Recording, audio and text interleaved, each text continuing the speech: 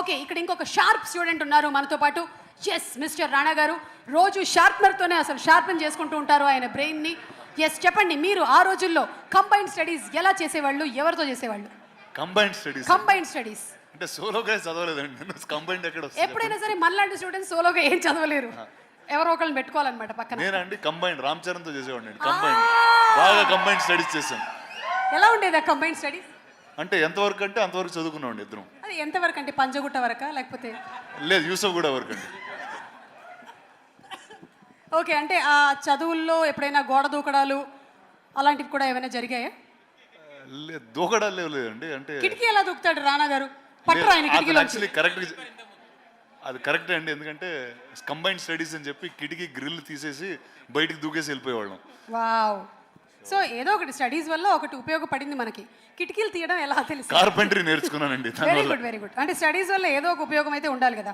Okay, so ఇప్పుడు ఇండస్ట్రీలో ఒకవేళ కనుక వీళ్ళు టీచర్స్ అవుతే ఎవరు ఏ సబ్జెక్ట్ చెప్తే బాగుంటుందో ఒకసారి మీరు చెప్పాలి మాకు. పిక్చర్ నెంబర్ 1 రామ్ చరణ్ గారి పిక్చర్ వేయండి అమ్మా. రామ్ చరణ్ ఏ సబ్జెక్ట్ చెప్తే మంచిది అదర్ దెన్ యాక్టింగ్?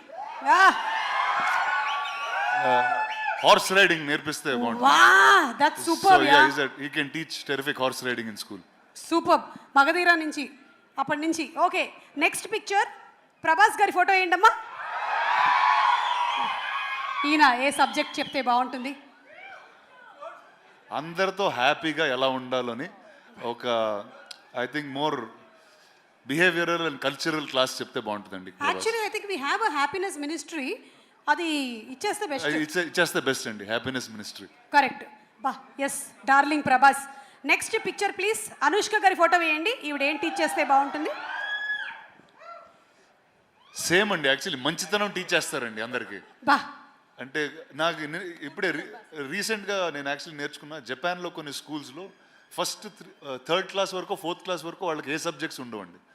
అంటే కేవలం మనుషులతో ఎలా మాట్లాడాలి, ఇళ్ళు ఎలా శుభ్రంగా పెట్టుకోవాలి, those kind of basic subjects will be taught for life. I think she is the best person to teach that. I think మన అందరికీ ఇక్కడ చాలా అవసరం అది. చాలా అవసరం. మనకి యూకేజీ ఎల్కేజీ నుంచే నౌన్ ప్రొనౌన్స్ రుద్దేస్తున్నారు. ఓకే, లాస్ట్ కాదు, ఇంకొక 2 పిక్చర్స్ ఉన్నాయి. ఆ రాజమౌళి గారు ప్లీజ్ రండి. ఎలాగో మీరు మాకు ఇంకా ఒక 2 years వరకు దొరకరు ప్రీ రిలీజ్లో. కనీసం ఇలా ఫోటోలైనా వేసుకొని మేము సంతోషపడతాం. అన్ని సబ్జెక్టులు చెప్పే ఒక టీచర్ ఉంటారు చూడండి. సాయంత్రం ట్యూషన్కి వెళ్తాం, అదే ఆయన. సూపర్, అసలు సింప్లీ సూపర్. అన్ని సబ్జెక్ట్స్ కి మనం 300 రూపాయలు కట్టి వెళ్ళిపోతాం. సాయంత్రం ట్యూషన్కి వెళ్తాం చూడండి. Okay, done. Thank you teacher, thank you. And last but not the least are Devara NTR. ఖచ్చితంగా తెలుగు టీచర్ అండి. తెలుగు టీచర్ 100%. తారక్ కన్నా తెలుగు ఇంకెవరు నేర్పిస్తారు చెప్పండి? So I think Tarak will be the best Telugu teacher. ఇందుకనే మీరు సినిమాల్ని ప్రొడ్యూస్ చేసి ప్రెజెంట్ చేస్తున్నారు. ఒక్కొక్కళ్ళకి ఎంత కరెక్ట్గా ఇచ్చుకోవాలో అంత కరెక్ట్గా ఇచ్చారు కదా అసలు బిరుదులు. అండ్ అంతేకాకుండా ఎప్పుడు ఈ సినిమాని ఎక్కడ మలుపు తిప్పాలో చూపించింది కూడా మీరే రాణా గారు. అంటే తెలుగు సినిమా ఈ రోజున విజయకేతనం ఆస్కర్ వరకు వెళ్ళింది అంటే you were the first person who identified it and took it and marketed Telugu films. So thank you so much. Thank you. You have been truly a teacher for many people. ఇంత చిన్న వయసులోనే చాలా పెద్ద బాధ్యతలు వచ్చేసాయి. ఏం చేస్తాం, తప్పదు. ఒక్కసారి సరిపోదా శనివారంతో సూపర్ డూపర్ హిట్ కొట్టి, అసలు ఈ రోజు శనివారం కాదు కాబట్టి మనం బతికిపోయాం. కానీ what a terrific performance Nani, చూసేసాను నేను. సింప్లీ సూపర్, అసలు ఇరగదీసేశారు. సో ఇప్పుడు ఈ సినిమా అంతా కూడా about human relationships and maths కాబట్టి మీకు బెస్ట్ స్కోరింగ్ సబ్జెక్ట్ ఏంటో చెప్పండి. Special English. స్పెషల్ ఇంగ్లీషా? అంటే తెలుగు లేకపోతే స్పెషల్ ఇంగ్లీష్ ఉండేది కదా? అక్కడ ఏం రాసినా నడుస్తుంది, కథలు రాయాలి. ఎక్కువ ఆన్సర్ షీట్స్ రాసామంటే ఏదో ఒక మార్కులు వేసేస్తారు. అంతే, కథలు రాయటమే. అక్కడ కథలు రాయటమే, ఇక్కడ కథలు రాయటం. సరే, ఇక్కడ మాకు చిన్న కథ చెప్పండి. మీరు చిన్నప్పుడు విన్న చిన్న కథ ఏదైనా జస్ట్ 2-3 లైన్లో చెప్తే చాలు. ఎలాగో మాకు చిన్నప్పుడు సొంత కథలు వెళ్ళినామండి. మనం చూసిన సినిమా కథే, టైటానిక్ రాసేవాడిని. బా, గ్రేట్. అసలు టైటానిక్ని కూడా అక్కడ రాసేసారా మీరు? ఓకే, సో మీకు మీ సిస్టర్కి ఇందులో ఈ సినిమాలో బ్రదర్స్ ఇద్దరి మధ్యలో బాండింగ్ చాలా బాగుంటుంది. సో మీకు మీ సిస్టర్కి మధ్యలో ఉండేటువంటి ఆ బాండ్ లేదా incident, anything that you would recollect? I think సిబ్లింగ్స్కి ఎవరైనా సరే సిబ్లింగ్స్ అన్నాక బాగా కొట్టుకుంటారు. అది అలాగే బాండ్ గట్టిపడుతుంది.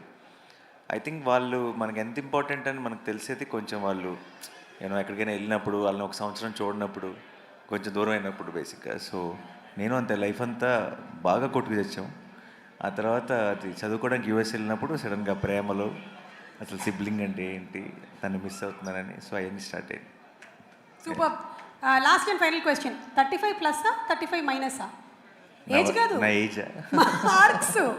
మార్క్సా? ఒక్కసారి కూడా 35 దాటలేదు. అంటే జస్ట్ ఇట్లా అస్సలు పొరపాటు. వీటి పాపం నేను సినిమా చూశాను, వీడు అందరూ అన్ని మాటలు అంటుంటారు కదా, వీడు నాతో కంపేర్ చేస్తే వీడు బ్రిలియంట్. వీడు పొరపాటును కూడా వాడు కనీసం 1 ముందు 0 పెట్టాలా 1 తర్వాత 0 పెట్టాలని డౌట్ ఉంది. నాకు అసలు 1 తర్వాత 2 ఎందుకు రావాలి, 2 ముందు ఎందుకు రాకూడదని డౌట్ ఉండేది. సో ఒక రకంగా చెప్పాలంటే నేను సినిమా చూస్తున్నంతసేపు వీడితో తెగ రిలేట్ అయిపోయి ఇదేదో నా బయోపిక్ తీస్తారన్నట్టు ఫీల్ అయ్యాను. Super super. ఫండమెంటల్స్ని క్వశ్చన్ చేస్తున్నారు చాణక్య గారు, మీరు ఎలా ఫీల్ అవుతున్నారు? అంటే ఈయన క్యారెక్టర్ పేరు చాణక్య. నేను ప్రస్తుతానికి అన్న బయోపిక్ అన్నాడు కాబట్టి నేను చాలా గర్వంగా ఫీల్ అవుతున్నా. ఆయన ఫండమెంటల్స్ని క్వశ్చన్ చేసింది కాబట్టి ఇక్కడ దాకా వచ్చిండు. ఆయన బయోపిక్లో పెద్ద విలన్ మీరే, అర్థమవుతుందా? సినిమా చూసిన తర్వాత అర్థమవుతుంది అందరికీ. విలన్లు ఉంటేనే కదా హీరోలు అవుతారు. బాగా కొట్టేశారబ్బా మార్కులు. ఈ ఒక్క దెబ్బతో నేను స్టేజ్ మీదకి వెళ్ళిపోతున్నాను. డైరెక్టర్ గారిని తీసుకొని, సార్ రండి సార్, నందకిషోర్ గారు